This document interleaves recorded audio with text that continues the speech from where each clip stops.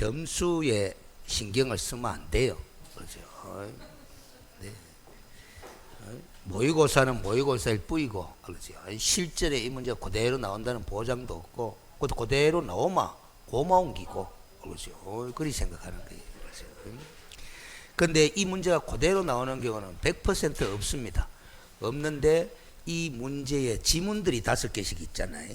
그 중에 1개 지문들이 받는 것들이 실전에 그대로 끼어 나오는 경우들은 왕왕 있어요.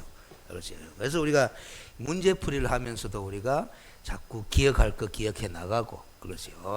그 미처 몰랐던 부분들 점검해 나가고, 이런 기회로 자꾸 삼아야 된다 이 말이에요. 그렇죠?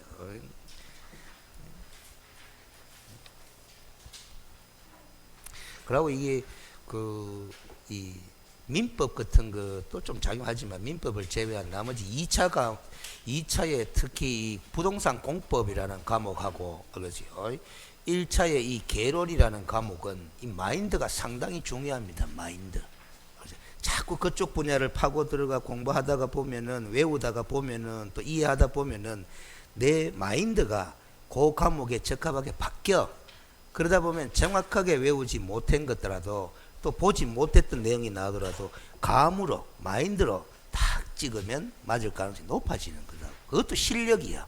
알겠어요? 근데 요리 또르르 굴리가지고 찍는 거는 실력이 아니지만은, 알겠어요? 읽어보고 생각을 통해서, 아, 이게 답일 것 같다 해서 찍는 거는 그러니까 맞으면 그건 실력이에요. 알겠어요? 자기의 명확한, 정확한 실력은 아니지만은, 보자.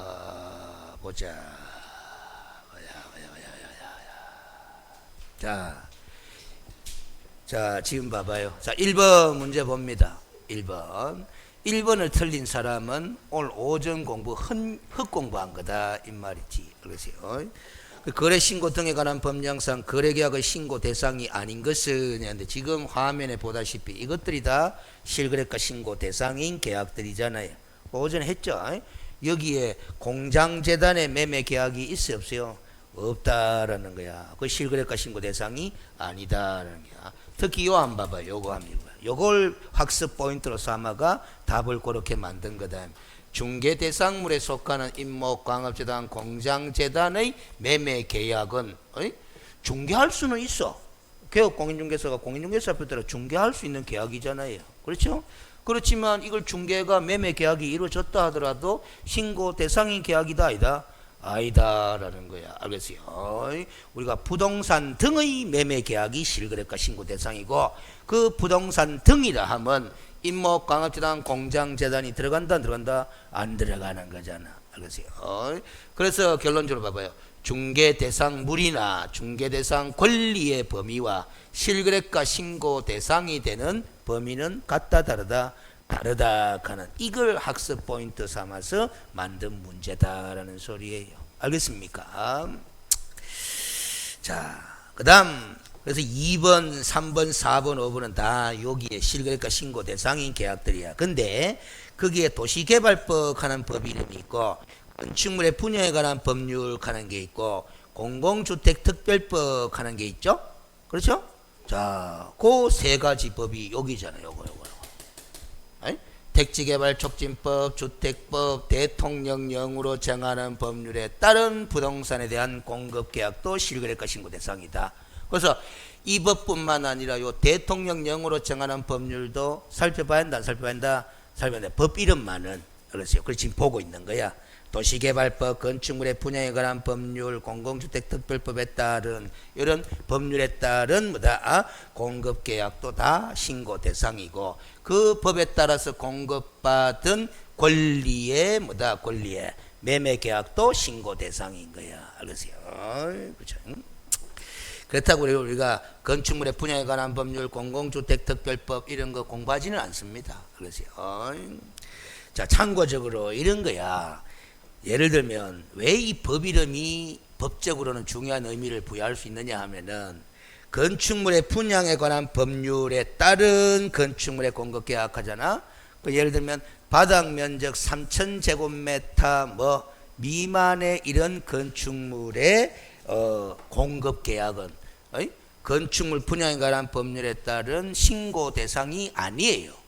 알겠어요? 그거는 실거래가 신고 대상이 또 아니다. 이런 논리가 되는 거야. 알겠습니까? 그래서 중요한 건데 그런 건 다 알 필요는 없어. 왜냐하면 건축물 분야에 관한 법률의 내용을 우리가 공부를 할 필요가 없으니까. 알겠어요?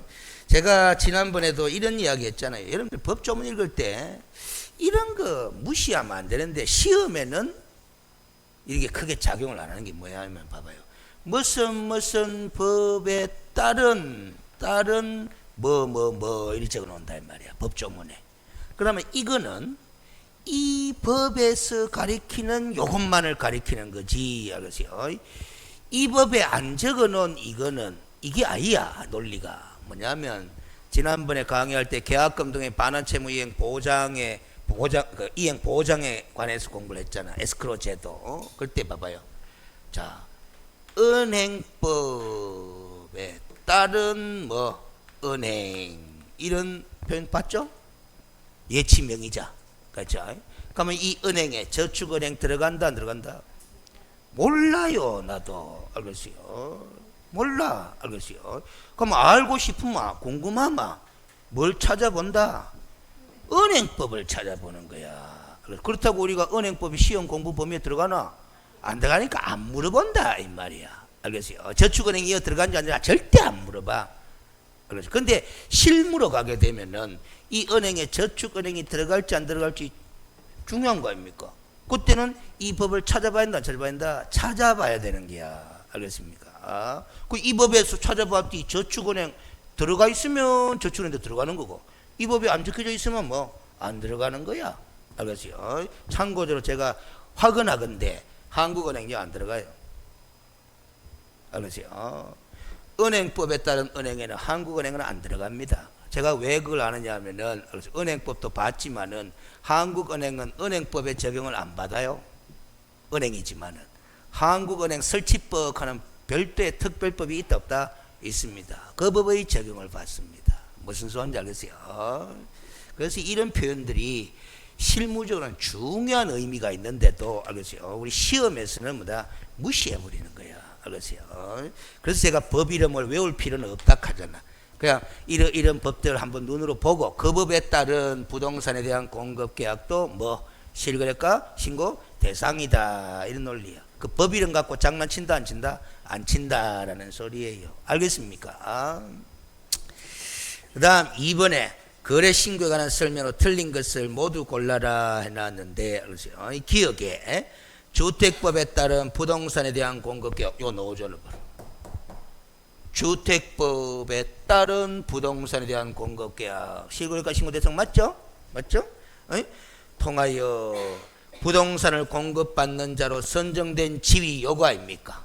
요거 요거 2호에 따른 계약을 통하여 부동산을 공급받는 자로 선정된 지위의 매매 계약도 뭐 실거래가 신고 대상이잖아. 알겠습니까?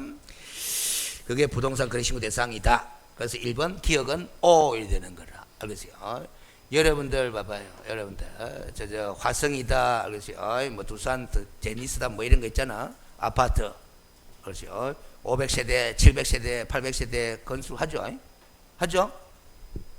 어느 법에 따라서 건축하는 거다. 재건축, 재개발 말고 건축법이 아닙니다. 알죠? 자, 저 앞에 빈 땅이 있어요. 택지가 있다 이 말이야. 택지가 있다 이 말이야. 그럼 정비사업지구가 아니죠? 그렇죠. 정비구역이 아니다 이 말이지. 기존에 건축물이 없다 이 말이지. 택지가 조성됐어. 거기에다가 뭐 화성건설에서 700세대, 800세대 아파트 건설 사업을 시공해 가지고 분양을 하려고 그래요. 그래서 어느 법에 따라서 하는 거다? 아직 그 부동산 공법 마인드가 없어요, 여러분들은. 알겠어요?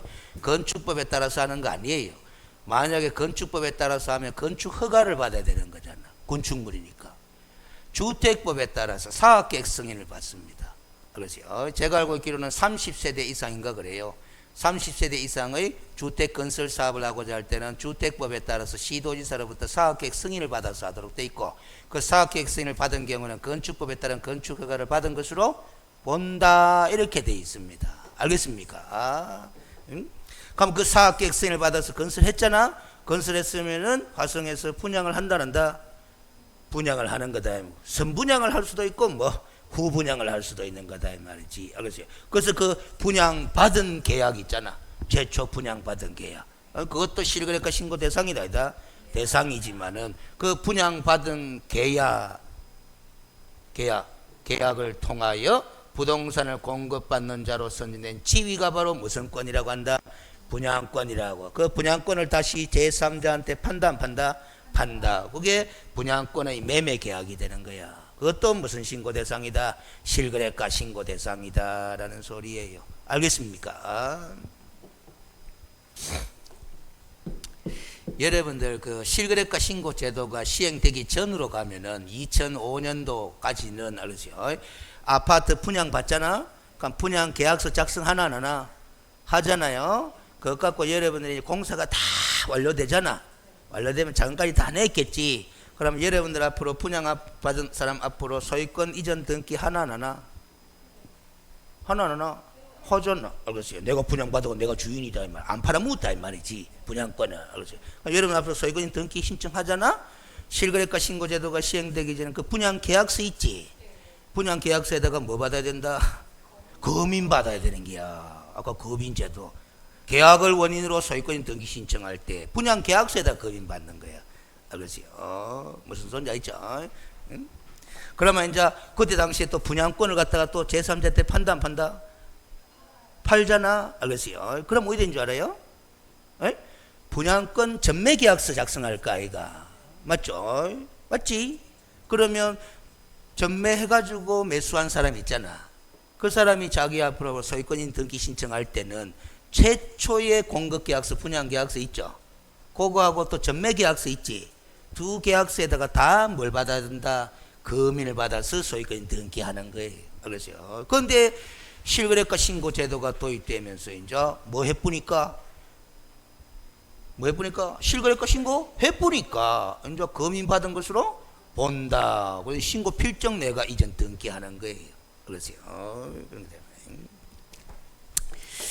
기억은 니은 개업공인중개사가 거래계약서를 작성 교부한 경우 요 표현 잘 봐놔요. 개업공인중개사가 거래계약서를 작성 교부했다 하는 말은 직거래했다, 중개거래했다. 중개거래했다 그 소리야. 알겠습니까? 자, 그래서 시험 출제자가 중개거래 이런 표현 잘 안 써요. 안 쓰고 요 표현을 잘 쓴단 말이에요. 개업공인중개사가 거래계약서를 작성 교부한 경우 요 표현이 바로 중개거래한 경우에는 누가 신고해야 돼요? 개업공인중개사가. 그런데 거래 당사자가 공동으로 신고한다 하니까 OX, X. 그렇죠? 그 다음 디귿. 개업공인중개사의 위임을 받은 누구는 소속 공인중개사는 신고서의 제출을 대행할 수 있어요. 자, 그래서 우리가 직거래일 경우에도 대행 신고할 수 있잖아. 위임받은 사람이. 그러면 중개거래일 때도 대행 신고할 수가 있어요. 그런데 주의할 거는 중개거래일 때는 대행 신고는 누구만이 할 수 있다? 소속 공인중개사만이 할 수 있다. 그래서 중개보조원기 들어갔기 때문에 틀린 거예요. 자, 그런데 여기서 한 가지 더 살 갖다 붙이노라고. 이 소속 공인중개사가 대행 신고할 때는 첨부 서류가 있다 없다? 없다라는 거 갖다 붙이나. 거래 당사자의 위임을 받아서 대행 신고하는 사람은 내가 위임 받은 사람이 맞다 하는 증명서류로 위임장하고 뭐 위임한 거래 당사자의 신분증명서 사본을 첨부해야 되지만은 소속 공인중개사가 대행 신고할 때는 첨부 서류 있다 없다? 없다. 왜 없다 그랬어요? 소속 공인중개사는 고용 신고된 자임을 감안한 입법이다라는 거지. 그렇죠? 그럼 이것도 틀리고 리얼. 누구든지 개업공인중개사에게 신고를 하지 아니하게 하거나 거짓으로 신고하도록 요구해서는 안 된다. 이런 거는 봐봐요. 기억 안 나도 외운 게 없어도 감으로 O가 X가 O지 뭐. 알겠습니까? 이거 위반한 사람은 얼마예요? 500만 원. 알겠어요? 자, 그래서 답이 3번이죠. 3번. 부동산 거래 신고 등에 관한 법률상 거래 신고 절차에 관한 설명에 틀린 것은 이라는데 1. 부동산 거래 신고를 하는 거래 당사자든지 아니면 개업 공인중개사든지 언제까지 신고한다? 거래계약 체결로부터 30일 이내에.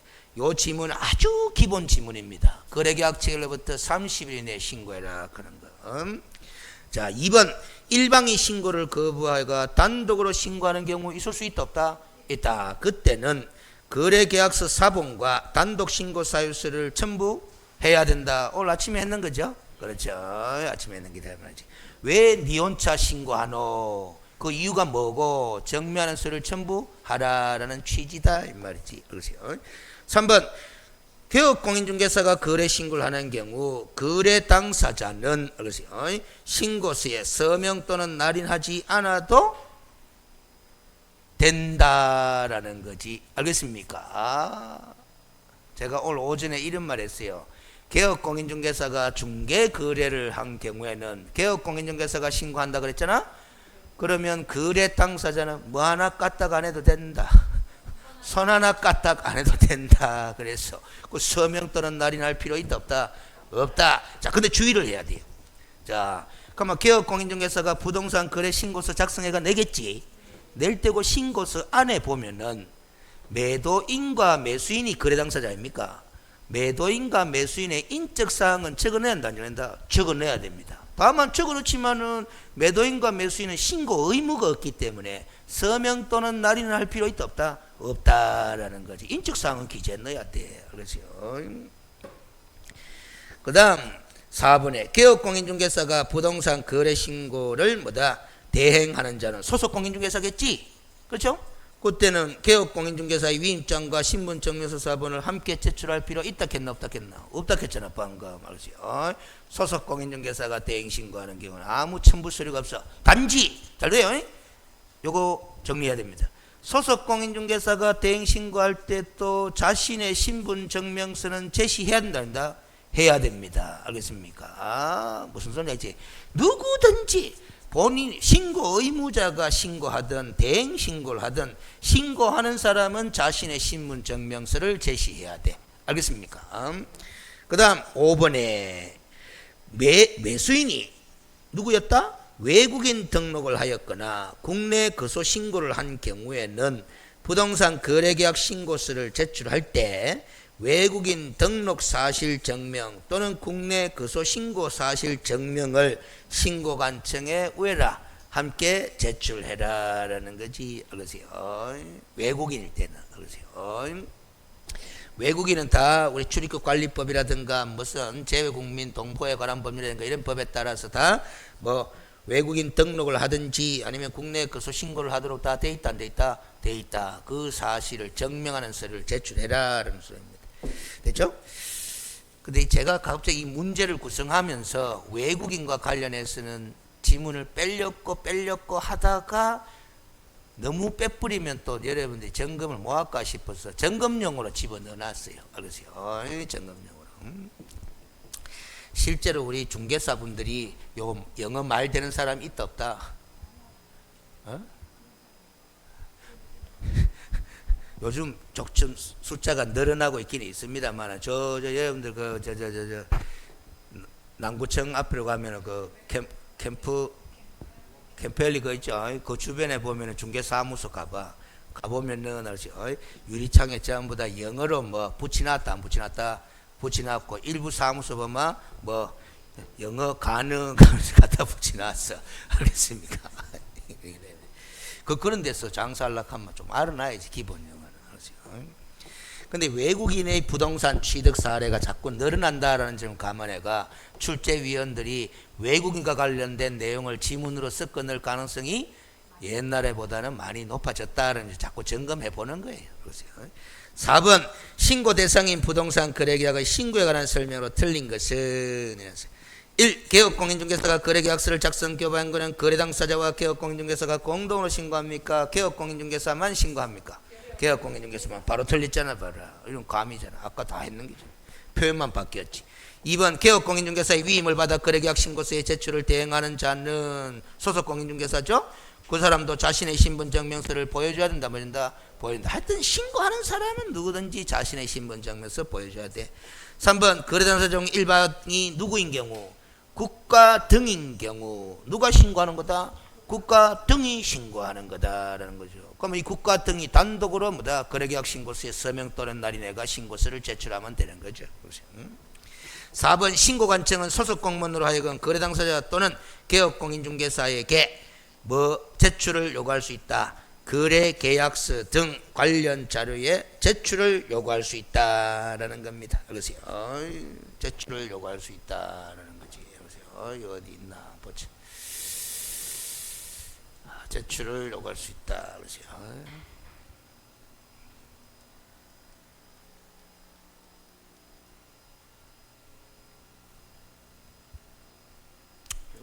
어디 있었는데 내가 빼버렸나?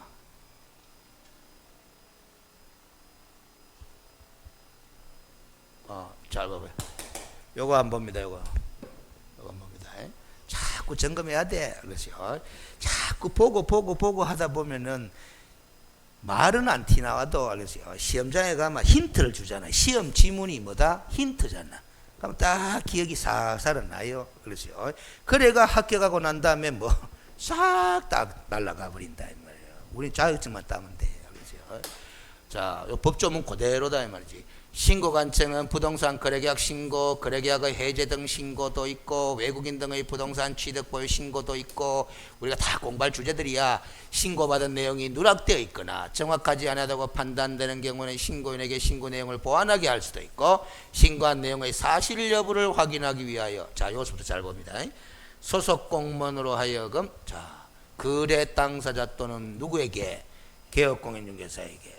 왜 이 단어가 튀어나왔냐? 신고 의무자가 누구다?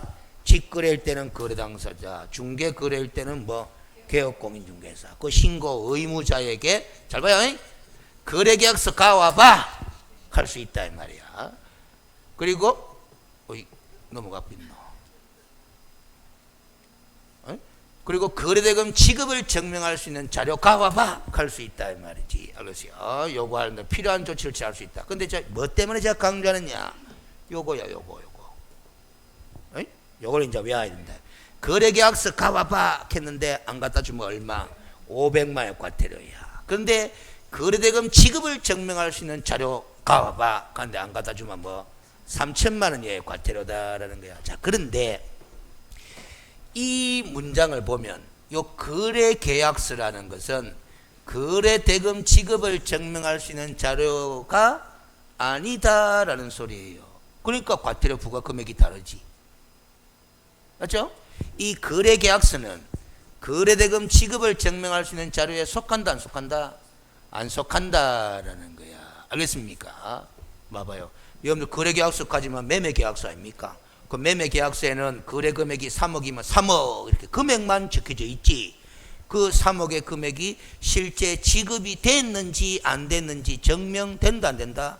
안 되는 거잖아. 알겠습니까? 그래서 요 거래계약서는 여기에 속한다 안 속한다? 안 속한다. 근데 요거 내봐라 하는데 안 내면 500이고 요거 내봐라 하는데 안 내면 얼마다? 3천만 원의 과태료 부과 대상으로 법을 만들어 놓은 거야. 그래서 여기 헷갈릴 수 있기 때문에 주의를 좀 해라. 요 표현을 기억해요. 거래대금 지급을 증명할 수 있는 자료 얼마? 3천만 원. 입금표 사본 이런 거 아닙니까? 통장 사본 이런 거 아닙니까? 알겠습니까? 요거 안 내면 500. 요거는 뭐 3천만 원이야. 기억을 좀 해야 됩니다.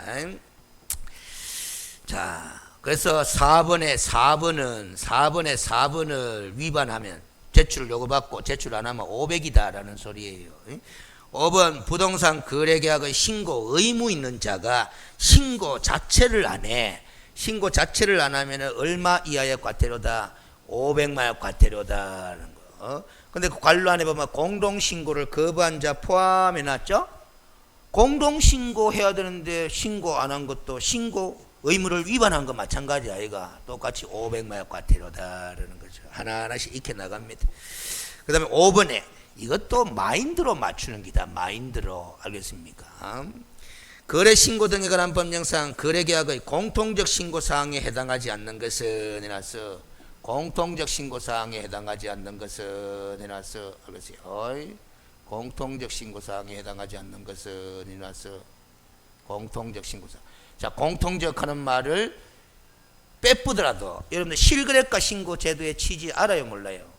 알죠? 실제 거래 금액을 신고하라는 거잖아. 그럼 봐봐요. 그 1번, 2번, 3번, 4번은 실거래의 내용 맞나? 맞잖아. 근데 5번 중개 보수 및 그 산출 내자 뒤에 역자가 빠졌네. 내역. 알겠어요? 내역입니다. 그럼 중개 보수하고 그 산출 내역은 거래 내용이가 아이가? 아니잖아. 그걸 신고할 이유가 있다 없다? 없다라는 소리잖아. 이게 마인드로 맞추는 거예요. 마인드로. 알겠어요? 마인드로. 마인드로 자, 여 칠판 봅니다. 신고사항 해가 무슨 사항? 공통적 신고사항에 되어 있다. 공통적 신고사항. 알겠어요?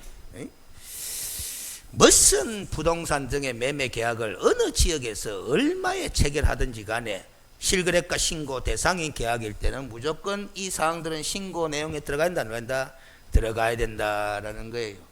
당연히 상식이죠. 당사자 인적사항, 매도인과 매수인, 거래계약 체결일 중도금, 거래대상 부동산 등의 소재지, 목적물이죠. 거래 목적물이죠. 과세 목적이잖아요. 그러니까 과세 대상이 되는 물건이 어느 물건이다 하는 게 특정돼야 되잖아. 그렇죠. 그리고 뭐 그것이 거래대상 부동산 등의 종류가 그래서요, 토지인지 건축물인지 권리인지 그런 것들을 기재하라는 거고, 실제 거래가 당연한 거고, 그리고 그 계약에 조건이나 기한이 붙어 있을 수도 있다 이 말이야. 그 조건과 기한이 없으면 말고 있으면 그 조건과 기한이다라는 거지. 이것도 한번 읽어봐봐요. 7번. 매수인이 국내 주소 또는 거소를 두지 않을 경우 에는 위탁 관리의 인적사항 해놔서 주소가 국내에 없으니까 그 부동산을 위탁받아서 관리하는 사람의 인적사항. 그래서 매수인이 국내 주소 또는 거소를 갖고 있으면 이거는 신고서에 적어놓을 이유 있다 없다? 없는 거지. 알겠어요? 한 번만 읽어두기만 해도 돼. 그런데 여기 보면 매수인이 누구인 경우? 외국인인 경우로서 출입국 관리법에 따른 외국인 등록을 하거나 재외동포의 출입국과 법적 지위에 관한 법률이 또 있대. 그런 법에 따른 국내 거소 신고를 한 경우에는 그 체류기간 만료일이 잔금 지급일로부터 60일 이내인 경우를 포함한다 해놔서, 이 포함한다는 말에 그럴 경우에는 국내 주소 또는 거소를 두지 않는 거나 마찬가지다, 이런 이치거든. 그렇죠. 자, 그 다음 개업공인중개사가 거래계약서를 작성 교방을 중개 거래한 경우잖아. 이때는 개업공인중개사의 인적사항도 적어 넣으라라는 소리고, 또 개업공인중개사가 개설 등록한 중개사무소에 뭐 상호, 전화번호, 소재지 이런 걸 적어 넣으라라는 소리야. 외우려고 욕심만 부려도 됩니다. 봐두기만 해도 됩니다. 이게 무슨 사항이다? 공통적 신고사항이다라는 게 기본사항이지, 어떻게 보면. 기본사항이다. 자, 그런데 잘 봐요. 공통신고사항 외에 무슨 신고사항? 추가 신고사항을 정리해 놓은 표다라는 거지. 그렇죠. 여기 아까 한 문제 나와 있다고. 요거 나오면 아마 나올 가능성도 높아요. 높은데, 그렇죠. 많은 수험생들이 틀릴 거야. 알겠어요? 요게 우리가 기본수에 보면 상당히 복잡하게 돼 있거든. 그걸 압축해서 표로 만든 거다라는 거지. 알겠습니까? 근데 출제 가능성은 제 개인적으로 보면 상당히 높아요. 그렇죠. 근데 무슨 신고사항이다? 추가 신고사항이야. 아까 공통신고사항은 신고하고 그 이외에 이런 경우에 따라서 추가로 신고해라라는 게야. 자, 근데 지금 무슨 매매고? 주택매매입니다. 주택매매. 표는 조금 이따 보기로 하고, 그러세요. 이것도 추가 신고들이 무슨 매매고? 토지매매. 토지매매일 때, 그리고 뭐 주택매매일 때 추가 신고사항을 구분해서 이렇게 딱 정리해 놓은 표다 이 말이지. 알겠습니까? 자, 그럼 봐봐요. 주택매매부터 봐봐요. 법인이 주택거래계약을, 요 거래는 매매계약이지 당연히 체결하는 경우 법인입니다. 그러면 요 밑에 거는 법인이다 개인이다? 개인이다. 법인과 개인으로 구분해 놓은 거예요. 알겠습니까? 무슨 매매? 주택매매일 때. 그렇죠? 그럼 법인이 주택매매 계약을 체결할 때는 지역불무야. 지역불문. 대한민국 땅덩어리에 의해서 간에 또 금액 불무이야. 금액 불무이야. 알겠어요? 거래 가액이 얼마든지 따질 거 없다 이 말이지. 잘 봐봐요. 법인의 현황에 관한 다음 사항에 나왔는데 요 봐봐.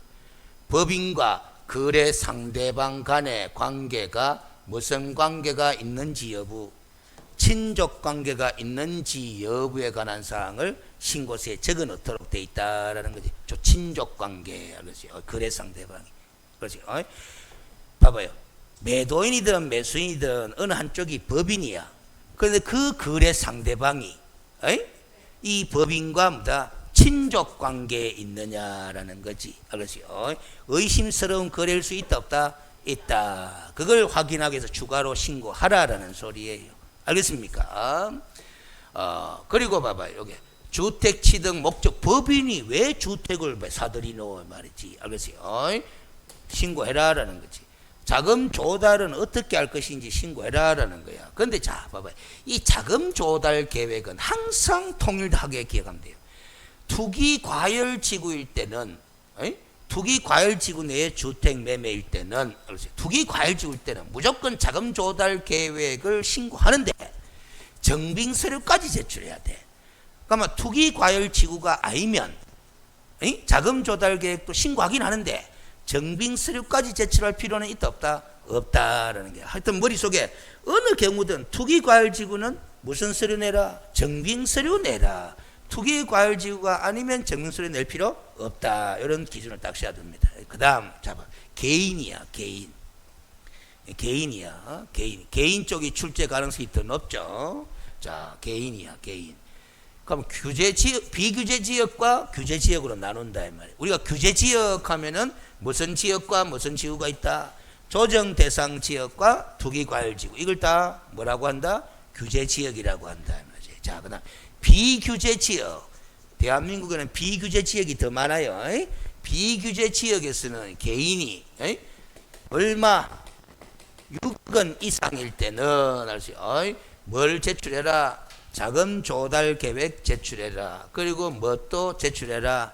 입주 계획도 제출해라. 요 뒤에 거는 안 외워도 좋아요. 입주 계획이란 단어만 기억하면 돼. 근데 읽어봐. 매수자 본인이 직접 입주할지 딴 사람이 입주할지 여부를 적어 넣으라는 소리고, 입주 예정 시기는 언제쯤 할까? 그런 걸 적어 넣으라 하는 게 다 입주 계획이다라는 거지. 그렇죠? 그런데 규제 지역일 때는, 규제 지역의 개인이 주택을 매수하는 경우에는 금액을 불문하고 뭘 내게 돼 있다? 봐봐요. 자금 조달 계획도 내고 마찬가지 뭐 입주 계획도 내는데 요것도 봐봐. 투기 과열 지구잖아. 투기 과열 지구니까 또 뭐라고 돼 있다? 정명서류 제출해라 이렇게 돼 있다 이 말이지. 알겠습니까? 오케이? 그렇지요. 자, 규제 지역일 때는, 개인이 주택을 매수할 때 규제 지역일 때는 금액과 관계 있다 없다? 금액과 관계 없이 뭐과 뭐를 내라? 자금 조달 계획과 입주 계획을 내게 돼 있다라는 겁니다. 그러면 비규제 지역일 때는 얼마 이상일 때만, 6억 이상일 때만 알았어요. 그 다음 뒷페이지도 같이 봐야 돼. 이제는 주택 매매가 아니고 뭐다? 토지 매매일 경우라. 자, 봐봐요. 방금 이 표를 봤잖아. 이해는 됐나 안 됐나? 됐는데 헷갈리죠. 그 자꾸 또 보면 돼. 알겠습니까? 무슨 소리인지 알겠어요? 아주 시간 많이 남았어요. 알겠어요? 봤는데도 헷갈리잖아. 돌았었구나. 알겠어요?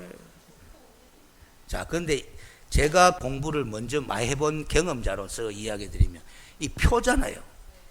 표로서 공부하면 그런 현상 생겨요.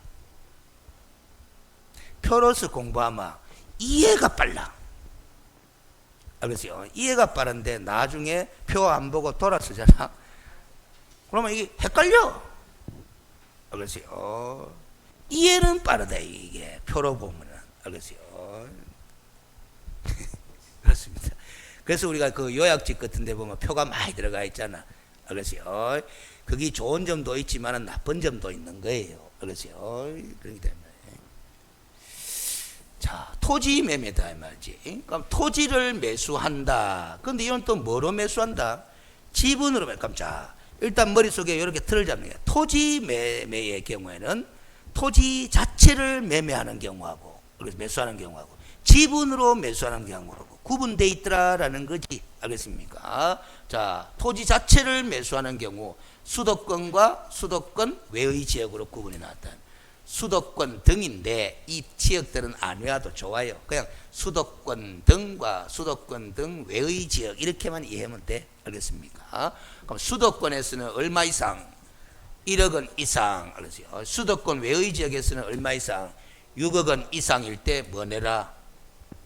자금 조달 계획과 토지 이용 계획을 내라라는 거지. 알겠습니까? 토지니까 토지 이용 계획이야.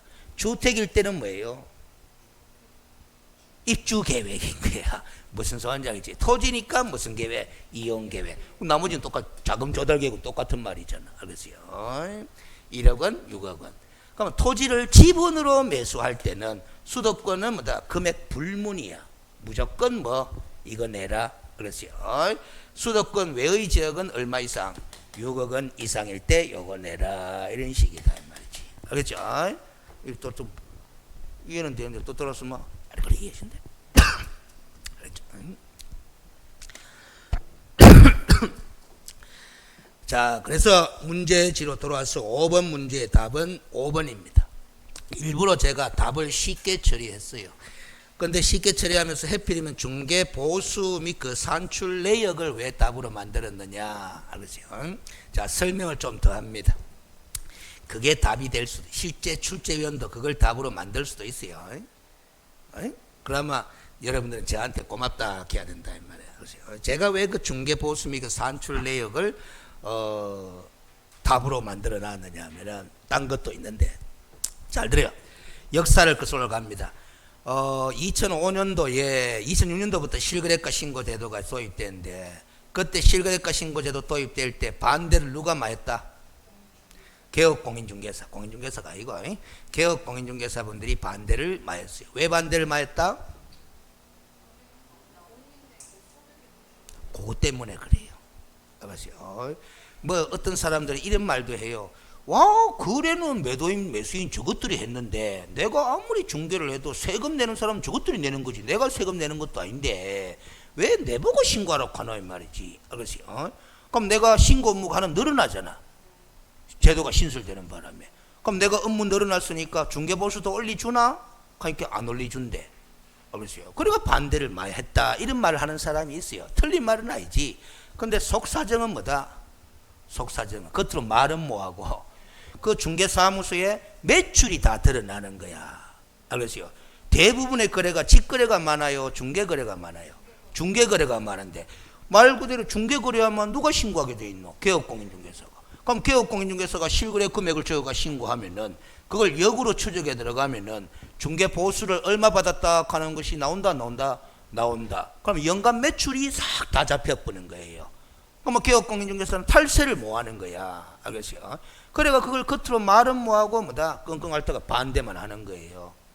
그 데모하고 난리 났어요 그때. 알겠어요? 그래가 데모하는 사람은 떡 하나 줬다 이가. 무슨 떡 줬다 했노 내가? 중개 보수는 멀리 주고. 알겠어요? 이때까지 개업공인중개사 당신들이 할 수 없는 일을 할 수 있도록 허용해 줄게. 걔가 공인중개사법을 개정했어요. 개정해가 뭐 할 수 있도록? 그것이 경매, 공매 대상 부동산에 대한 매수 신청 대리 행위를 영업으로 할 수 있어요. 그때까지만 해도 변호사하고 법무사만 할 수 있었거든. 그러니까 개업공인중개사도 매수 신청 대리 업무를 초보적인 수준에서 할 수 있고 보수를 받을 수 있도록 법을 개정해 준 거야. 알겠습니까? 그래가 잠잠해졌다 아닙니까? 알겠어요? 잠잠해졌는데 결국 경매 부동산에 대한 매수 신청 대리행위가 돈 많이 벌었다 못 벌었다? 전혀 손님 없다. 알겠습니까? 왜 없었냐? 경매 물건에 관심을 가진 고객들은 중개사무소에 의뢰 안 해요. 안 하고 본인이 직접 입찰 법조에 가가 서류 넣고 낙찰 받고 이러지. 알겠습니까? 그런 겁니다. 그렇죠? 그래서 결국 중개 보수 및 그 산출 내역은 신고수에 들어갈 수가 없어. 역으로 산출한다면 역으로. 알겠어요? 그 다음 6번 문제 오늘 오전에 했는 긴데 한번 봐봐요. 거래 신고 등에 관한 법령상 내용으로 틀린 것은 해놨잖아. 틀린 것은 해놨잖아. 틀린 것은 해놨잖아. 알겠어요? 자, 봐봐요. 제가 이 표현 구분하라 그랬죠. 이 표현 뭐냐? 어디가 분노? 외국인 토지 거래 허가 구역하는 거하고 또 뭐하고 요 장관이나 시도에서 지정한 토지 거래 허가 구역하는 거하고 용어를 구분하라 그랬지. 알겠어요? 자, 막말로 이렇게 생각해도 됩니다. 우리 공부하는 부동산 거래 신고 등에 관한 법령에는 토지 거래 허가가 두 군데 나와. 외국인 토지 취득 허가하는 게 있고 말 그대로 토지 거래 계약 허가하는 게 있다. 제도가 같은 기다 다른 기다 다른 거다라는 거예요. 같은 거입니다. 명칭을 구분해요. 그래서 자 1번 지문 봐봐요. 외국인이 부동산 거래 계약 신고를 한 경우에는 외국인 부동산 등 취득 신고를 할 필요가 있다 없다? 없다라는 거죠. 요거잖아. 요거 사 빠지잖아. 부동산 거래 계약 신고 대상 계약은 뭐한다? 제외한다라는 거잖아. 요거잖아. 자 봐요. 외국인 등이 대한민국 안에 부동산을 취득하는 계약, 이 취득은 소유권을 취득하는 계약이야. 가장 대표적인 게 매매 계약 아닙니까? 그러면 매매 계약을 통해서 외국인 등이 매수를 한다 쳐봐. 매수를 하게 되면은 부동산 거래 신고 대상인 계약 맞나? 맞죠? 근데 그걸 제외일이 적어놨어. 알겠어요? 왜 제외시켜 놨느냐? 실거래가 신고하기 때문에 이 조문에 따라서 외국인 등 부동산 취득 신고를 안 해도 되기 때문에 그런 거예요. 알겠어요? 안 되겠다. 요 점만 딱 띄고 오니까 그러네. 자, 이걸 아예 공부를 해봅시다. 이게 특강의 좋은 점이지. 자, 봅니다. 아예 공부를 해보는 게 나아. 자, 제목 봅니다. 외국인 등의 부동산 취득 등에 관한 특례돼 있잖아요. 특례돼 있잖아. 요거 놔두고 그렇죠. 자, 제목 읽어. 계약에 따른 부동산 등 취득 신고 해놨다. 요 취득은 소유권 취득이라 그랬어요. 계약에 따른. 그럼 이 계약은 무슨 계약이고? 매매 계약, 또 교환 계약, 정려 계약, 요 세 가지 항상 기억하라고. 그럼 뭐 매매든 교환이든 정려 계약이든 외국인이 체결해가 소유권을 취득하게 되면은 계약 체결부터 며칠 이내 30일 아닙니다. 60일 이내에 뭐 하는 거다? 신고해야 돼요. 그걸 뭐라고 부르는 거다? 계약 등에 따른 부동산 등 취득 신고. 누구의? 외국인 등의. 알겠어요? 이게 실거래가 신고 아니에요. 외국인 등의 부동산 취득 신고다. 60일 이내에 하게 돼 있다라는 거야.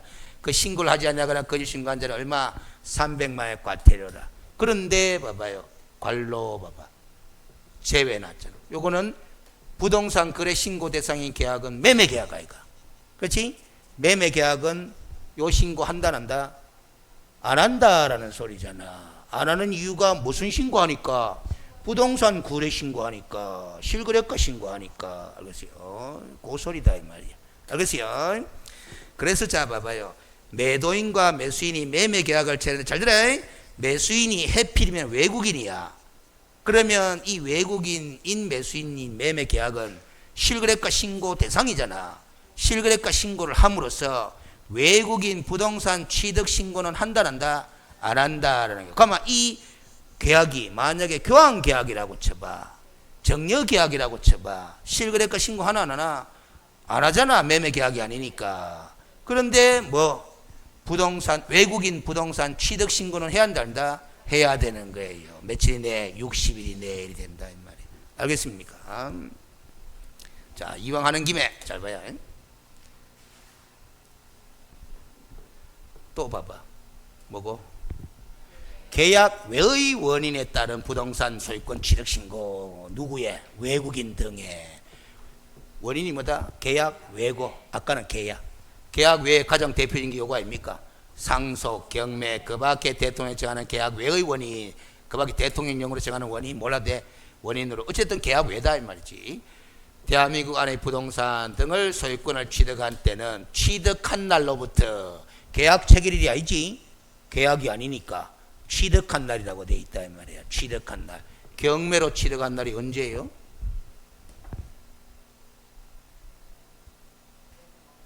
대금 완납한 날부터 6개월 이내에 되는 거야. 상속으로 취득하면 취득한 날이 언제예요? 상속 개시일로부터 가든지 피상속인이 사망한 날로부터 가든지 꼭 하면 되는 거야. 그렇게 표현 바꿔본다 말. 몇 월 이내에? 6개월 이내에 신고하도록 돼 있어. 그게 바로 외국인 부동산 취득 신고다라는 게야. 계약 외의 원인에 따른. 알겠어요? 그거 안 하거나 거짓으로 신고하면 얼마? 100만 원일 것 같아요. 아까는 300이지만 헷갈리면 안 돼요. 그 다음 됐고. 또 뭐고요? 계속 보유에 따른 부동산 등 취득 신고야. 알겠어요? 이제 취득 원인이 계속 보유야. 계속 보유는 뜻이 뭐냐? 읽어봐. 대한민국 안에 부동산 등을 가지고 있는 대한민국 국민이나 대한민국의 법령에 따라 설립된 법인 또는 단체가 외국인 등으로 우회됐다, 변경됐다, 국적이 변경됐다 이 소리지. 변경됐지만 그 외국인 등이 해당 부동산 등을 우회한다.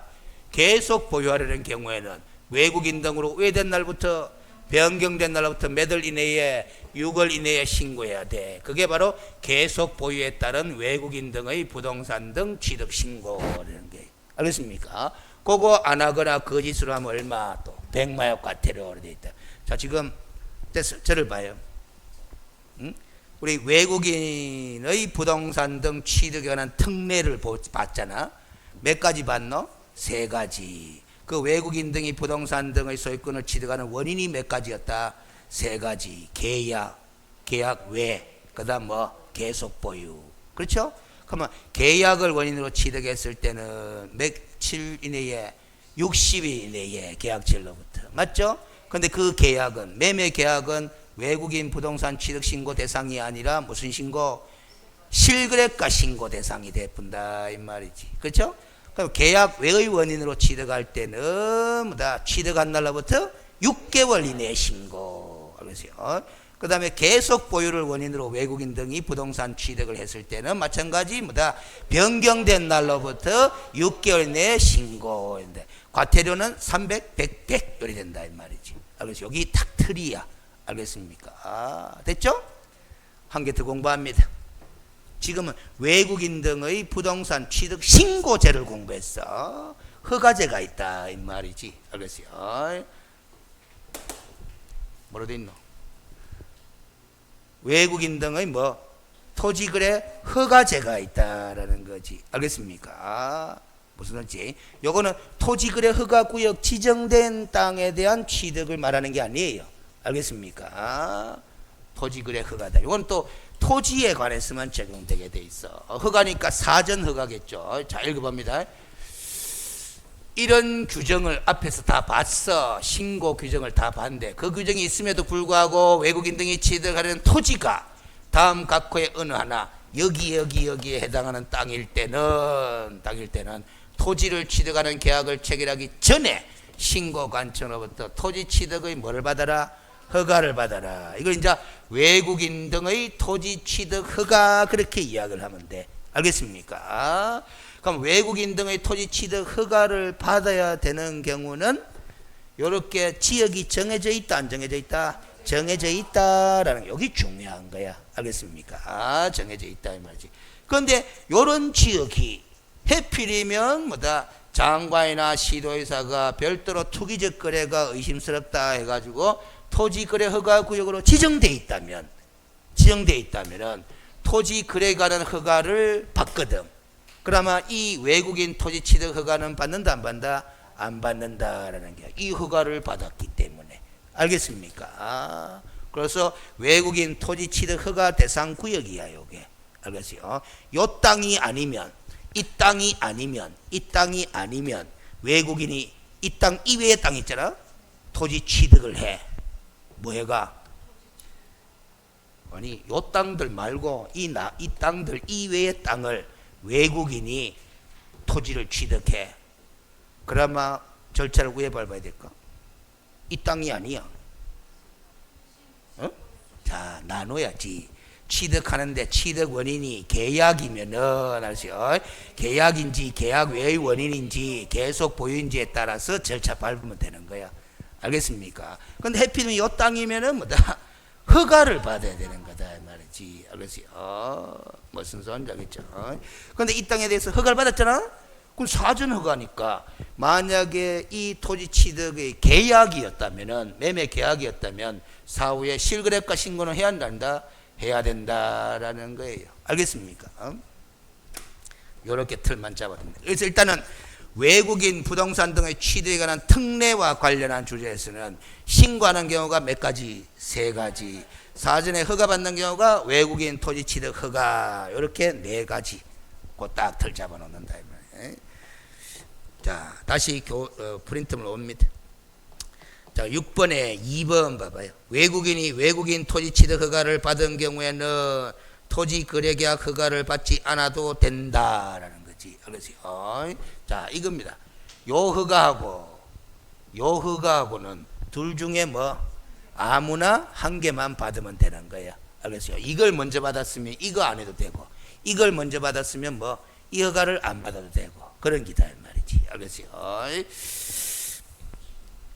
근데 실무적으로는 요 허가 받아라 해요. 실무적으로는 이 허가. 알겠어요? 투기적인 거래가 의심스럽다 해서 지정해 놓은 그 허가 받아라 그런다고. 알겠어요?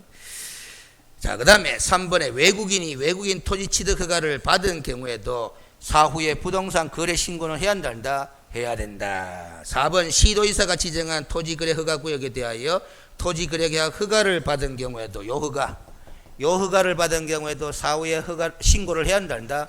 해야 된다. 실거래가 신고. 그렇죠? 실거래가 신고. 여러분들 실거래가 신고는 알겠어요? 안 해도 되는 경우가 있다 없다? 없어요. 실거래가 신고는 무조건 다 해야 돼. 다만 우리가 이런 경우는 있죠. 그렇죠? 뭐냐면은 부동산 전자계약 시스템 가는 거 있잖아. 그 전자계약 시스템을 통해서 계약을 체결한 경우에는 실거래가 신고를 한 것으로 본다 하는 거 있지만은 그거는 전자계약 시스템 속에서 그냥 실거래가 신고가 이루어지기 때문에 그런 거지. 알겠어요? 실거래가 신고가 아예 면제되는 경우는 없어. 알겠어요? 그 다음 3번에 외국인이 토지거래 허가구역으로 지정된 군사기지 및 군사시설 보호구역의 토지거래 계약 허가를 받은 경우에도 외국인 토지 취득 허가를 신청합니까? 안 해도 되잖아. 둘 중에 하나만 하면 된다. 그 5번이 틀린 거리 된다 이 말이지. 그렇죠? 요거 잘 외워놓습니다. 요거 잘 외워놓습니다. 요거 잘 외웠습니다. 요거 군사기지 및 군사시설 보호구역. 그 다음에 뭐 지정문화재와 이를 위한 보호물 또는 보호구역. 그 다음에 천년기념물, 명성 및 시도 자연유산과 이를 위한 보호물 또는 보호구역, 생태경관 보전지역, 야생생물 특별보호구역, 자연환경 보전지역 있나 없나? 없어. 어디 있노요? 알겠어요? 없어. 알겠습니까? 이 자연환경 보전지역이 어디 있노? 이 말이야. 알겠어요? 공법에 있지 여기 없잖아. 그 외국인 토지 취득 허가 대상 지역이 아니다 이 말이에요. 알겠습니까? 그래서 여러분들이 어디서 들어봤는 용어는 맞잖아. 자연환경 보전 지역이.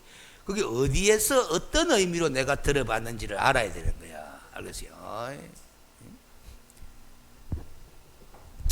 덤이다. 다시 한번 연습합시다. 그렇죠? 덤이다. 대한민국 국토는 용도를 몇 가지로 구분한다? 21가지로 구분하는 게 아니고, 알겠어요? 4가지로 구분합니다. 왜 그래? 결론부터 바로 갈라카노 이 말이지. 알겠어요? 그래서 도시지역, 뭐, 관리지역, 농림지역, 자연환경 보전지역, 여기 있는 기다 이 말이지. 알겠어요? 여기 있는 기다 이 말이지. 알겠어요? 그럼 이 도시지역을 또 쪼갠다 안 쪼갠다? 쪼갠다. 관리지역도 쪼갠다 안 쪼갠다? 쪼갠다. 농림지역 쪼갠다 안 쪼갠다? 안 쪼갠다. 자연환경보전지역 쪼갠다 안 쪼갠다? 안 쪼갠다라는 거예요. 알겠습니까? 그러면 여기 이제 뭐 주거지역, 뭐다 상업지역, 공업지역, 녹지지역이잖아. 그리고 뭐 보전관리, 생산관리, 계획관리 이렇게 되잖아요. 알겠어요? 이거 다시 쪼갠다, 안 쪼갠다, 쪼갠다, 쪼갠다, 쪼갠다, 쪼갠다 이렇게 되잖아. 또 쪼갠다, 쪼갠다, 쪼갠다, 쪼갠다 이렇게 되잖아. 알겠어? 이건 또 쪼개는 거 없잖아. 그 이런 거 다 쪼개놓고 보니까 총 씨알이 보이 몇 개더라? 21개더라. 이 소리예요. 알겠습니까? 이거 외워 놓으면 공부하는데 편해요. 알겠어요? 외워 놓으면 공부하는데 편합니다. 알겠어요? 편합니다. 근데 이거 외웠다고 해가 시험 문제 이거 자체를 묻지는 않아요. 알겠어요? 외워 놓으면 편합니다. 알겠어요? 됐죠? 자, 그 다음 7번 문제를 봅시다.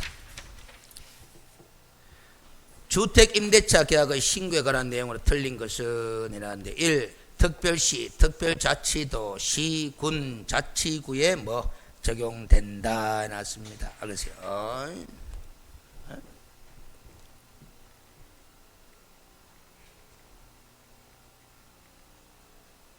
자, 7번 봅니다. 복습하는 거예요. 시험 문제는 맞춰기나 틀리기는 중요한 게 아니고. 자, 7번 봐봐. 지역이 나왔잖아. 이거 뭐 돼 있노? 금액이 돼 있잖아.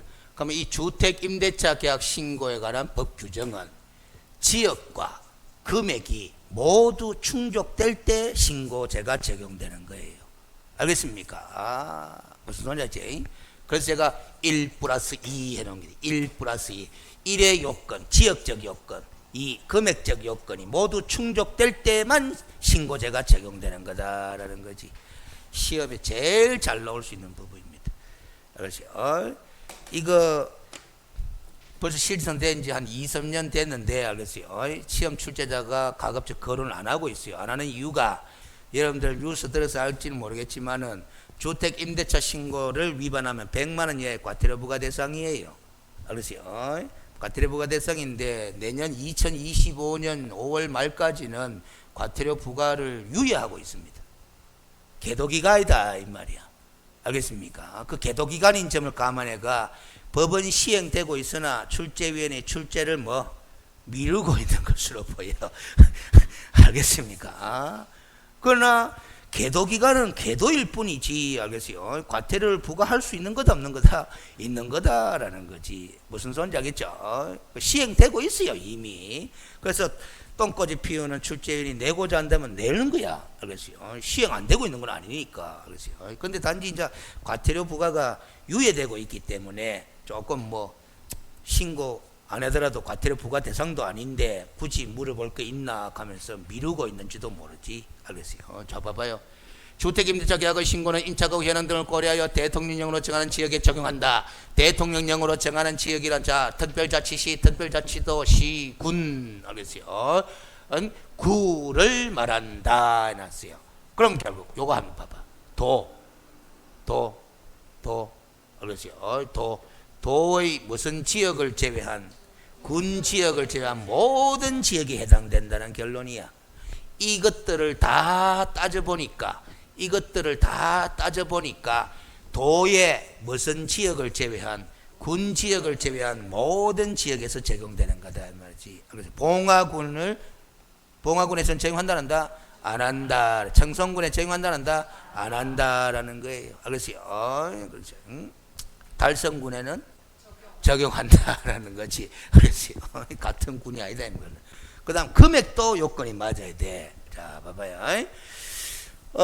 주택임대차 보호법에 따른 주택에 대하여 대통령령으로 정하는 금액을 초과하는 임대차 계약일 때만 적용한다라는 거죠. 그래서 그 대통령령으로 정하는 금액을 초과하는 임대차 계약이란 뭐냐? 잘 들어. 보전금액이 얼마? 6천만 원을 초과? 하그나예요. 하그나. 알겠어요? 아까 문제는 하고라고 돼 있지. 하그나야. 월차임이 얼마? 30만 원을 초과하는 주택임대차 계약은 주택임대차 계약 신고 대상이다라는 거야. 알겠어요? 보전금이 6천만 원을 초과하든지 아니면 월차임이 얼마를 초과하든지 30만 원을 초과하게 되면은 무슨 신고 대상이다? 주택임대차 계약 신고 대상이다라는 거예요. 알겠습니까? 그래서 우리가 이제 다가구 주택 같은 거 월세 놓을 때 알죠? 보증금 뭐 5천에 월세 얼마 그래 30만 원 해도 돼요. 초과니까. 무슨 소리지? 근데 30만 원 딱 해놓고 관리비를 10만 원 이리 받아 못 분다 이 말이지. 알겠습니까? 이제 이해되지? 그런 게 하고 나야 돼 있다 이 말이지. 이거는 상당히 출제거리가 돼요. 이 말장난 아닙니다. 이거는 하거나와 하고는 엄청난 차이가 난다. 이거는 두 가지 요건을 다 충족시켜야 신고 대상이라는 소리인데 아닙니다. 둘 중에 하나만 갖춰줘도 신고 대상이에요. 이거는 충분히 장난칠 소지가 있어. 5분 시험이 만약에 하거나를 하고로 틀렸다 시험 문제 나오면 또 고마운 줄 알아야 된다 이 말이. 이거는 충분한 가치가 있어요. 말장난 아닙니다. 됐죠? 다시 7번에 2번 봐봐요. 보증금이 6천만 원을 초과하고 해놨잖아. 월차임이 30만 원을 초과하는 주택임대차 계약에 적용한다. 틀렸다. 3번 신고 관청에 대한 해당 권한의 일부를 지방자치단체 조례로 정하는 바에 따라 읍면 동장과 출장소장에게 뭐 할 수 있다? 위임할 수 있다라는 겁니다. 알겠어요? 이거는 이렇게 이해하고 지나가면 쉬워요. 우리가 신고 관청이 시군구청이잖아? 그렇죠? 근데 여러분들 전입신고 어디다가 해요? 동사무소 하지. 그렇죠? 읍면동에다가 하지. 출장소에다가 하지. 그렇죠? 그러면 그 전입신고를 함으로써 주택임대차 계약 신고를 한 것으로 본다라는 이 규정이 있어요. 그래서 실무적으로 우리가 전입신고를 읍면동사무소에서 하니까 신고관청이 시군구청으로 되어 있어도 읍면동이나 출장소에다가 권한을 위임할 수 있도록 해야 한다. 해야 가능해지는 거야. 그렇게 이해하면 됩니다. 그 다음 4번 지문에 계약을 갱신한 경우로서 주택임대차 계약의 신고를 하는 때는 계약갱신 요구권의 행사 여부를 뭐 하도록 되어 있다? 신고하도록 되어 있다. 여러분들 주택임대차 봐봐. 주택임대차 보호법에 따른 주택에 대하여 나왔잖아. 그러면 주택임대차 보호법상의 적용을 받는 주택에 있어서는 임대차 계약에 있어서 계약갱신 요건을 행사할 수 있다 없다? 있도록 되어 있잖아. 몇 회에 한해서 1회에 한해서. 알겠어요? 1회 회입니다. 회. 알겠어요? 회로 제한합니다. 연도로 제한하는 게 아니에요. 알겠습니까? 회로 제한합니다. 자, 그래서 알겠어요? 그 계약갱신 요건 행사했는지 여부를 함께 신고하도록 되어 있다. 5번 개업공인중개사가 주택임대차 계약서를 작성한 경우에도 임대차 계약의 당사자가 신고관청에 공동으로 신고하여야 한다 해놨습니다. 그래서 5번은 따로 별표해놔요. 아주 중요합니다. 온데 지금 개업공인중개사가 주택임대차 계약서를 작성했다 하면 중개거래 했다는 거잖아. 중개거래에서도 임대차 계약 신고는 누가 한다? 임대인과 임차인이 공동으로 하게 돼 있어. 그러세요. 그 임대차 계약 신고는 개업공인중개사가 신고 의무는 없습니다. 알겠습니까? 아주 중요합니다. 그 포인트는. 이것도 봐봐요. 여러분들 상식적으로 생각해 봐봐. 저 실거래가 신고 있잖아. 그거는 중개거래 하니까 누구 보고 신고해라? 개업공인중개사하고 신고해라. 오히려 매도인과 매수는 신고 의무가 없다. 그러면 주택임대차 계약 신고도 뭐다? 똑같은 시스템을 하는 게 맞나? 맞잖아. 그런데 시스템이 다르잖아. 이 다르게 한 거는 이거예요. 제가 볼 때는 개업공인중개사에 불만이 많거든. 그렇습니까? 와, 내가 중개인기 뭐 큰 죄진기가 이 말이지. 내보고 신고하라 카노 이 말이지. 그런데 이왕 저 실거래가 신고에는 이미 법을 그리 만들어 놨으니까 그동안에 또 그렇게 흘러왔고 넘어가는데 새롭게 신설된 이 주택임대차 계약 신고제는 또 그렇게 만들마 중개사들이 좋아한다 싫어한다? 자꾸 일거리 만들어낸다 이 말이야. 그러세요. 8번 주택임대차 계약 신고하는 내용은 틀린 것은 임대차 계약 당사자 중 일방의 신고를 거부하는 경우에는 마찬가지 단독으로 신고할 수도 있도록 한다 안 한다? 합니다. 똑같습니다. 거래계약 시스템을 통해서 주택임대차 계약을 체결한 경우에는 자 제가 지문에는 거래계약 시스템이라고 했지만 전자계약 시스템하고 같은 말입니다. 임대차 계약을 체결한 경우는 임대차 계약 당사자가 공동으로 임대차 신고서를 제출한 것으로 간주합니다. 실거래가 신고하고 똑같습니다. 3번 별표합니다. 따로. 그래서 부동산 거래계약 시스템을 통해 주택임대차 무슨 계약? 변경계약 동그라미 체결한 경우에는 당사자가 공동으로 주택임대차 변경신고서를 제출 원래 하게 돼 있는데 거래계약 거래계약 시스템으로 했다 하더라도 의제되지 않아요. 요거는 알겠어요? 그 특이한 사항이니까 좀 기억을 해둡니다. 제출한 것으로 안 봅니다.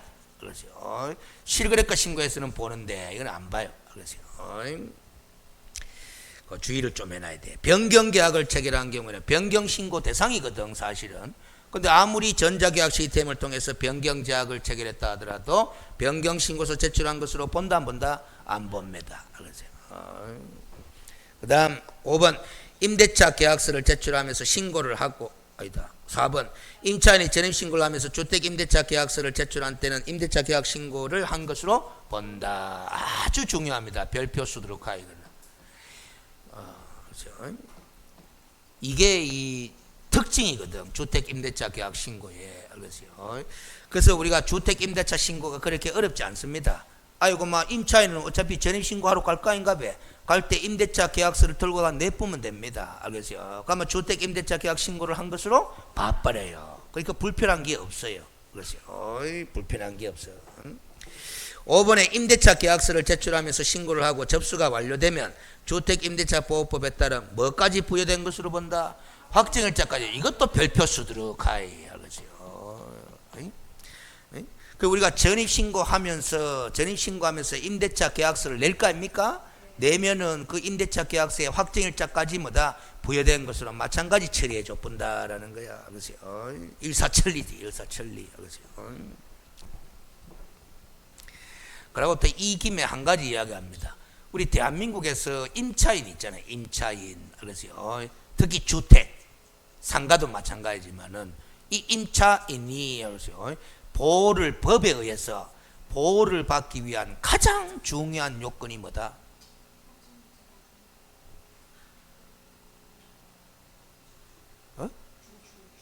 주 뭐? 그 인도는 지가 임대차 계약을 체결했으니까 이사에 들어가는 거는 상식 아닙니까? 지가 들어가 살지도 않고 임대차 계약 체결을 원하는 말이지. 그런데 행정적인 절차로 많은 거 전입신고하는 거. 그렇죠? 이 아주 중요한 보호 요건입니다. 결국 대항 요건 갖추는 것이 제일 중요하다 이 말이지. 어떠한 경우도 임차인이 법에서 특별히 보호를 받기 위해서는 무슨 요건 갖춰야 한다? 대항 요건 갖춰야 됩니다. 대항 요건을 갖추지 않고 뭐 확정일자가 어떻고 저떻고 이야기할 것도 없어. 그렇죠? 아무 소용이 없습니다. 그렇죠? 자, 한 가지. 여러분들 대항 요건 가잖아. 대항 요건을 갖추면은 무슨 힘이 생긴다? 대항력이 생긴다. 그렇죠? 이 대항력이라는 것이 왜 생긴다?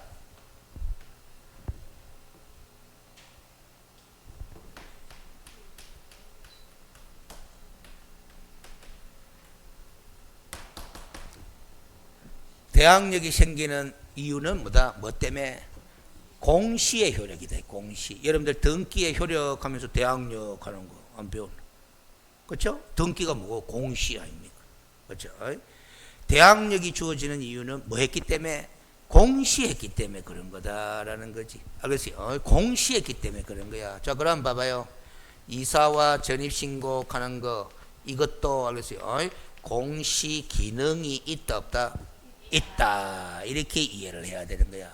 등기도 공시 기능이 있지만은 이사와 전입신고도 뭐 공시 기능이 있다라는 거예요. 그렇죠? 그렇게 이해를 해둡니다. 나중에 민법 공부할 때 활용하시라고. 그 다음 9번 문제. 국내에서 부동산 등을 취득하고자 하는 외국인 등에게 거래신고 등에 관한 법령의 내용을 설명하고 틀린 것은 외국인 등의 범위는 사원 또는 구성원의 얼마 이상이 2분의 1 이상이 대한민국 국적을 보유하고 있지 않은 개인인 법인 또는 단체도 외국인 등의 범위에 포함. 연습입니다. 2번 외국인 등이 대한민국 안에 부동산 등을 취득하는 무슨 계약? 줄 거예요. 정려 또는 교환계약 줄 거예요. 매매는 있나 없나? 없어요. 정려 또는 교환계약을 체결한 경우에는 계약 체결로부터 며칠 이내 신고하노? 60일이잖아. 6개월이 아니 틀렸다 하면 그러면 매매 계약은 빠졌죠? 왜 빠졌습니까? 옳지. 실거래가 신고하기 때문에 빠진 거야. 알겠습니까? 실거래가 신고 대상인 계약은 제외한다. 그래 돼 있잖아. 그렇죠? 3번 대한민국 안에 부동산 등을 가지고 있는 대한민국 국민이 외국인으로 변경된 경우는 그 외국인이 해당 부동산 등을 계속 보유하려는 경우에는 외국인으로 변경된 날로부터 6개월 이내 신고관청에 뭐하게 돼 있다? 신고하겠다. 신고를 하지 않냐거나 거짓으로 신고하면 얼마? 100만 원 이하의 과태료. 4번 외국인 등이 경매로 대한민국 안에 부동산 등을 취득한 때는 매각대금 완납일로부터 그게 취득한 날이죠. 6개월 이내 신고관청에 신고해야 되죠. 신고하지 않냐거나 거짓으로 신고하면 얼마? 100만 원 이하의 과태료 부과 대상. 5번 외국인으로부터 군사기지 및 군사시설 보호구역의 토지 취득 허가 신청을 받은 신고관청은 신청서를 받은 날로부터 30일 안에 허가 또는 불허가 처분해야 됩니다. 이 30일 동그라미 쳐놓고 별표 그래놓고 그 위에 군사기지 및 군사시설 보호구역 줄 거 놓고 연결시켜놔요. 군사기지 및 군사시설 보호구역일 때는 며칠 안에 허가 또는 불허가 30일입니다. 30일. 자, 칠판을 좀 보겠습니다. 알겠어요?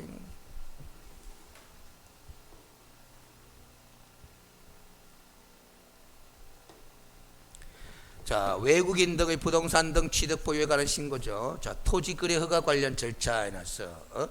토지 취득 허가 신청을 하려는 외국인 등은 외국인 토지 취득 허가 신청서에 아까 그런 4가지 허가 대상 지역 있지? 허가 신청서에 서명 또는 날인한 후에 토지 거래 계약 당사자 간의 합의서를 첨부해가 신고관청에 제출하는데 알겠어요? 요 외국인 등의 위임을 받은 사람은 작성 및 제출을 할 수 있다. 위임 가마 대행할 수 있다라는 거야. 알겠어요?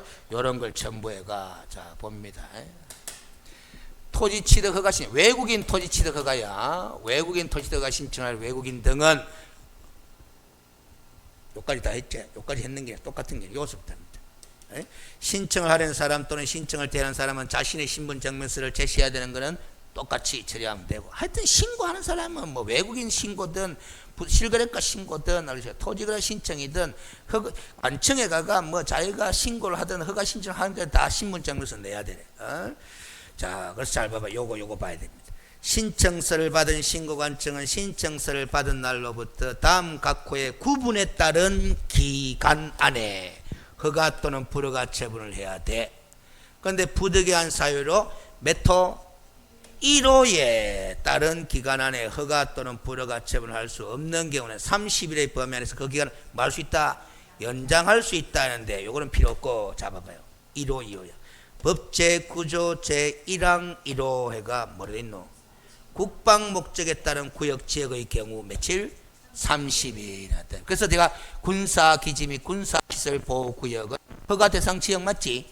그 지역만큼은 며칠 이내에 30일 이내에 허가 처분 또는 불허가 처분이야. 그러면 그 1호 외의 구역 지역 아까 생태경관 보전지역이다, 야생생물 특별보호구역이다, 문화재 보호구역이다, 명성지다 이런 거 있죠. 그 지역은 며칠? 15일 요리 돼 있다 이 말이지. 에이? 무조건 15일이 아니고 무조건 30일이 아니고 국방 목적과 관련된 지역일 때는 며칠 이내? 30일 이내. 그 외의 지역은 며칠? 15일. 이렇게 구분 좀 해놔야 돼. 그러세요. 10번까지 하고 쉬었다 갑시다. 부동산 거래 신고 등에 관한 법령상 토지 거래 허가 구역에 관한 설명을 드리는 거. 이 문제는 이거 묻는 거 아닙니다. 외국인 토지 취득 허가 묻는 게 아니고 뭐 묻는 거다? 요거 묻는 거다. 이거. 알겠습니까? 외국인. 옛날에 국토의 계획 및 이용에 관한 법률에 있던 거. 알겠어요? 자, 1. 허가구역의 지정권자는 누구다? 장관 또는 시도지사다라는 거지. 알겠어요? 2. 허가구역의 지정은 허가구역의 지정 공고한 날로부터 며칠 후에 효력이 발생한다? 5일 후에 효력이 발생한다. 아주 자주 나오는 지문이다. 그렇지. 근데 그 관로를 한번 봐봐요.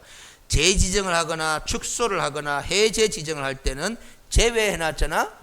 그러면 재지정하기나 축소, 해제할 때는 효력이 언제 발생하느냐? 5일 후가 아니고 즉시 발생합니다. 즉시. 3번 허가를 받지 아니하고 체결한 토지거래계약은 무슨 무효다? 유동적 무효에 해당한다는 것이 판례 입장입니다. 알겠습니까? 그거는 민법 시간에 법률행위의 무효 공부하면서 들어봤죠? 그렇죠. 4번 농지의 경우는 토지거래계약 허가를 받은 경우는 농지증을 발급받은 것으로 뭐 본다. 그래서 4번이 틀린 거고 5번 허가구역에 거주하는 농업인이 그 허가구역에서 농업을 경영하기 위한 목적으로 허가를 받은 경우에는 농업이죠. 농업. 자, 우리가 이런 이치가 있어요. 자, 이것만 알아둡니다. 토지거래 허가구역에 대한 토지를 취득한 사람은 허가받은 목적대로 토지를 이용해야 될 의무가 있다 없다? 있다라는 거야. 허가받은 목적이 지금은 농업경영이잖아. 그렇죠? 농업경영 목적으로 허가를 받은 경우에는 토지 이용 의무 기간이라는 게 있어. 몇 년 동안? 2년입니다. 외워둬야 됩니다. 알았죠? 외워둬야 됩니다. 자, 봅니다. 나중에 다음 주에 다시 이거 보겠지만은, 알았죠? 보겠지만은, 자, 봐봐요. 요거 한번 읽어봐. 토지 거래 계약을 허가받은 자는 이런 경우를 제외하고는 5년의 범위에서 최대 5년의 범위에서 일정 기간 동안 그 토지를 허가받은 목적대로 이용을 해야 된다. 해야 된다라는 거예요. 그래서 요거부터 봐봐. 이건 기출 문제고 이용 목적별 허가받은 목적이 있겠지. 이용 기간에가 외워야 돼요. 거주용 주택 용지로 사용하겠다. 허가해 주세요. 농업용, 축산업, 영업, 임업용, 어업용 전부 다 얼마? 2년 동안 뭐 이용 의무가 있다라는 요 단어들로 외우는 게 좋아. 여러분들 교재를 보면은 문장으로 잔뜩 나옵니다. 그거 다 못 외워요. 시험 치면 나중에 풀 때 요런 단어가 끼 들어가면 몇 년? 2년 이렇게 기억하는 좋아. 그리고 사업용일 때는 몇 년? 4년. 대체용지 취득용일 때는 몇 년? 2년. 기타 현상 보존용 이 단어가 있는데 기타 할 때는 몇 년? 5년. 최대 5년의 범위에 쓰거든. 알겠어요? 그 2년, 4년, 2년, 5년 이런 식이다. 3년 이런 게 있나 없나? 없어요. 그러면 3년 가면 틀린 거지 무조건. 그렇지? 옛날에 23회 때 기출 문제가 이 부동산 공법 기출 문제였어요. 그때는 공법에 나왔으니까. 한번 봐봐. 토지 거래 계약을 허가받은 경우 그 토지를 허가받은 목적대로 이용하는 토지 이용 의무 기간으로 잘못 연결된 것을 틀린 것을 찾아라라는 게야. 자기의 거주용 주택 용지로 이용하려는 목적으로 허가받은 경우 몇 년? 2년. 알겠어요. 허가구역을 포함한 지역의 주민을 위한 편익시설의 설치에 이용하려는 목적으로 허가를 받은 경우에는 옛날에는 2년인데 지문을 뭘 해놨다? 4년에. 그래서 틀린 거이 된다 이 말이지. 알겠어요? 주민 편익시설이 이걸 적어놨나? 알겠어요? 맨 그 실수요장 실수요 목적인데. 알겠어요? 에? 뭐가? 이건 사업용이죠. 지역의 주민이란 편익시설의 설치. 알겠어요? 농업을 영위하기 위한 얼마? 2년. 알겠어요? 축산업 얼마? 2년. 건축물이나 공장을 설치가 금지된 토지에 대하여 무슨 보존? 현상 보존 5년이 되기다 말이지. 그런 단어들 위주로 외워두는 게 좋아요. 그랬어요. 옛날에 공법 시험 문제였습니다. 이게 다 여기 4년 되니 2년이. 자, 그래서 잠시 쉬다가 나머지 처리하고 마무리 짓겠습니다. 하여튼 6시쯤 마칠 거예요.